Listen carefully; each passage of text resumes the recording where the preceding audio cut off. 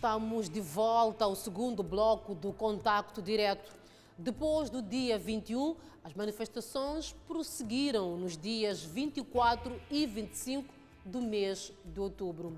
A fase foi marcada por queima de viaturas privadas, destruição de estabelecimentos comerciais, escolas, unidades policiais, saque de bens e produtos, disparos contra manifestantes e muitas barricadas em várias estradas do país. Os dias deixaram de ser os mesmos para a maioria dos moçambicanos. Quase todos os setores de atividade viram-se improdutivos. Falta sossego e tranquilidade até para os cidadãos mais passivos. A cidade de Nampula também foi palco de manifestações que resultaram em mortes e feridos graves.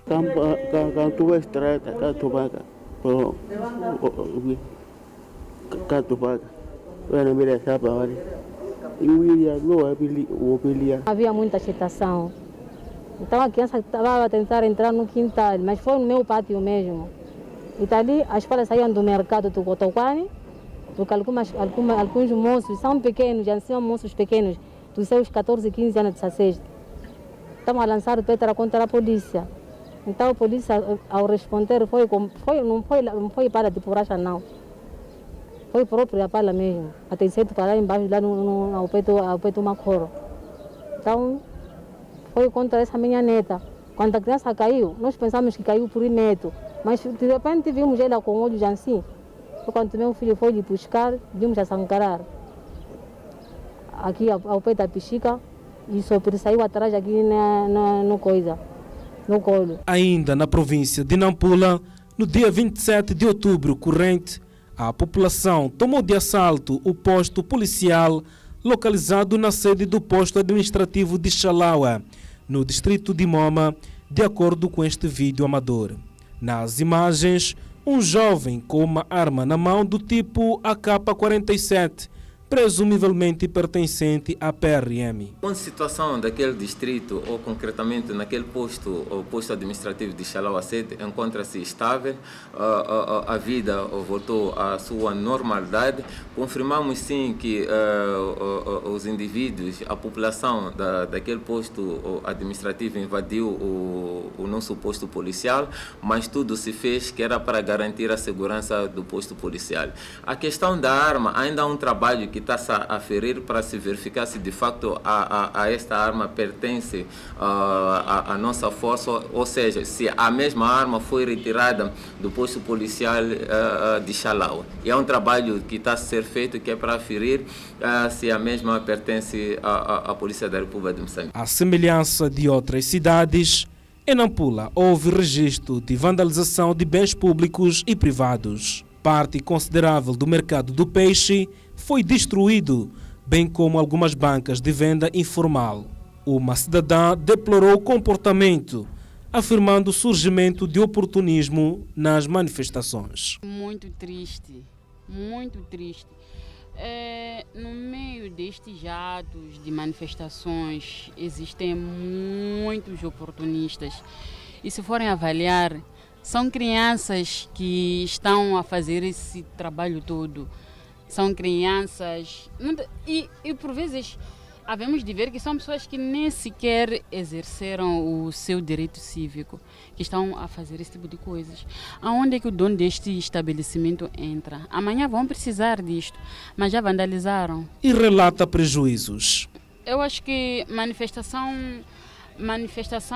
pacífica não tem nada a ver com isto. Não tem nada. A gente, eu em particular, não concordo nem um pouco com a atuação da polícia. Mas vamos lá ver. Com este tipo de situações, a polícia deve cruzar os braços com isto.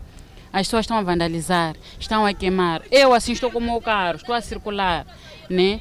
Quer dizer, aqui nós estamos proibidos de ter uma certa emergência, ter alguém doente em casa, porque se eu disser com o carro, alguém vai queimar o seu carro.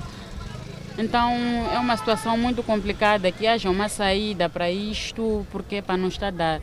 É muito desperdício, muita gente, negócios, muita coisa parada por conta disto. Então é preciso que haja uma saída, porque estamos a ficar prejudicados.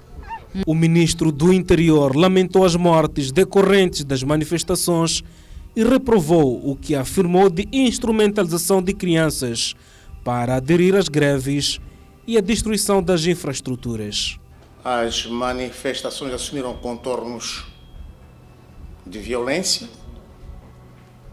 concertada e que as mesmas fizeram sentir na rua, nas estradas, e causaram danos humanos, materiais, à propriedade do Estado, à propriedade privada, e inviabilizou realizações importantes relativas ao desenvolvimento das pessoas, entanto que tais sujeitos do desenvolvimento. Lamenta as mortes, os ferimentos, as destruições de infraestruturas, as destruições às economias individuais e familiares por estes comportamentos nefastos ao interesse social. O jurista Constantino Gemussi reafirma o direito à manifestação e diz que cabe ao governo garantir que a mesma seja exercida dentro das normas. O direito à manifestação é um direito que tem uma consagração constitucional, consta isso no artigo 51, que todo cidadão tem o direito de se reunir e o direito de se manifestar.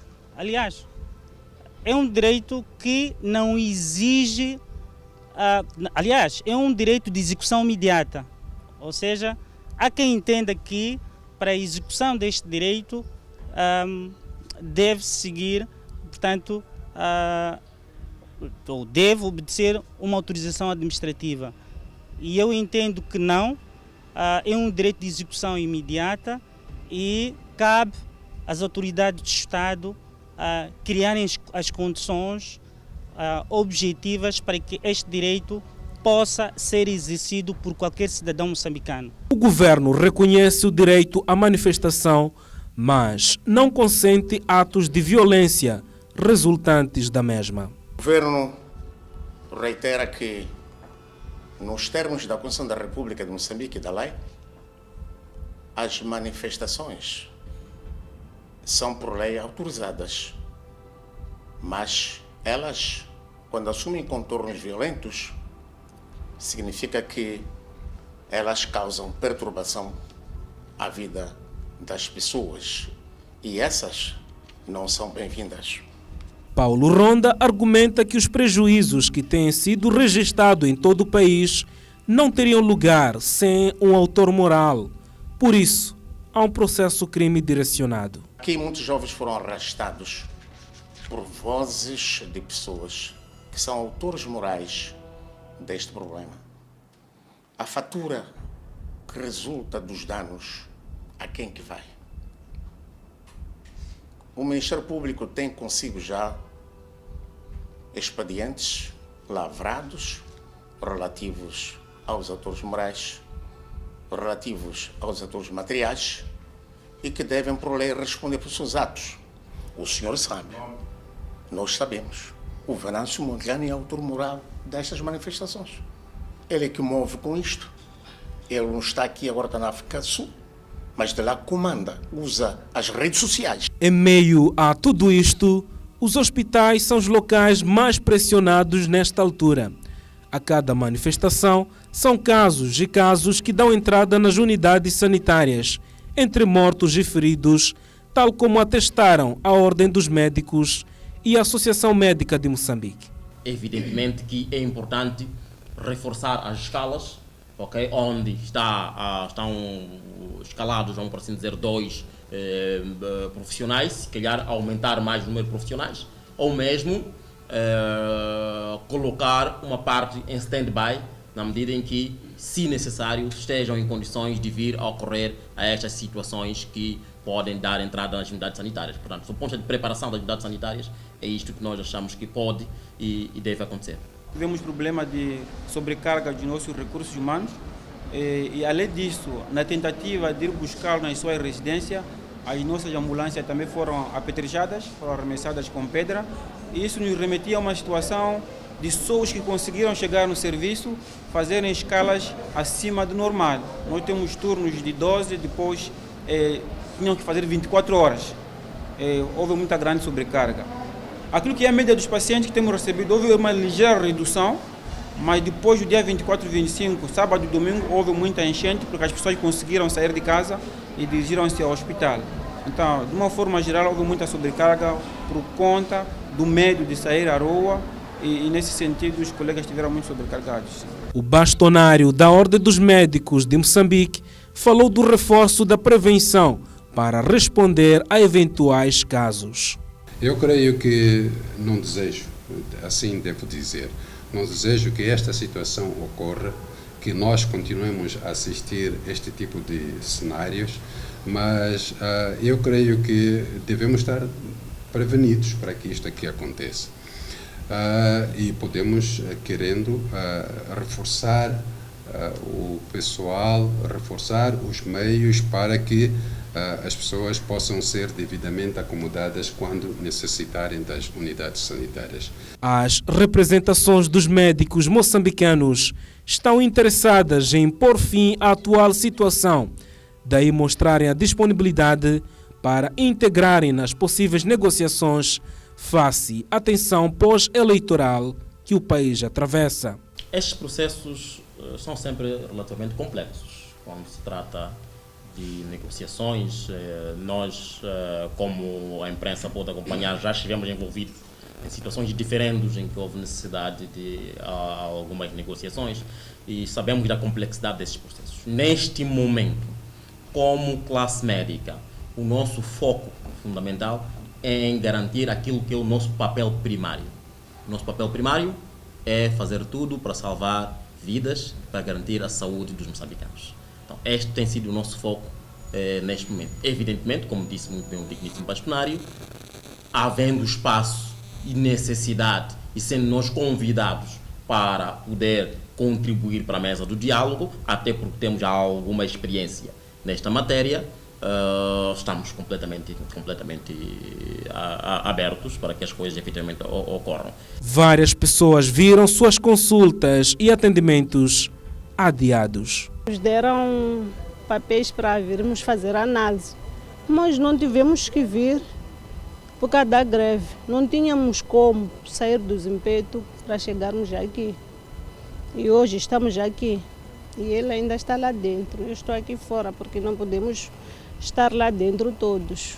Porque tenho uma consulta de genética na medicina. Não consegui vir. Estava marcada para o dia 21, foi segunda-feira. E não consegui vir porque não havia transporte. Foi segunda-feira, sim. E acabei vindo para cá na terça-feira. Terça-feira disseram que as consultas são feitas nas segundas. E voltei. Então vim para cá hoje. Estou aqui dia de hoje. Tenho uma consulta, mas é uma consulta que tinha sido marcada para o dia 24, que no contexto não foi possível por causa da greve.